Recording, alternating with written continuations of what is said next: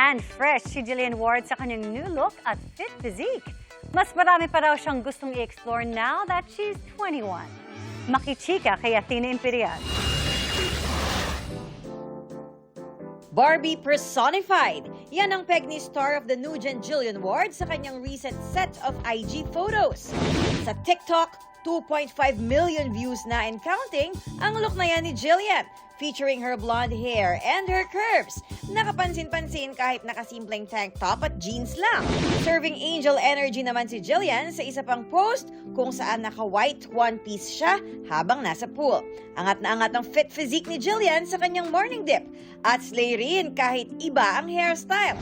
Speaking of slay, talaga namang Jillian ate and left no crumbs sa pagdalo niya recently sa isang ball. Ang inspo ng kanyang look. Gusto ko po kasi ng timeless lang na piece. More than magpa-impress, mas gusto kong mag-enjoy. Pero more than her looks, mas marami pa raw aamangan kay Jillian Ward. Isa na dyan ang first solo concert niya this July 31. May concert po ako this July 31 sa New Frontier Theater. Sa shows naman po, abangan na lang po nila yan. Ngayong 21 na siya, mas marami raw gustong i-explore at subukan si Jillian. Gusto ko iba-iba yung ginagawa ko. Gusto ko po talaga na mas lumawak pa po kumbaga yung experience ko sa industry.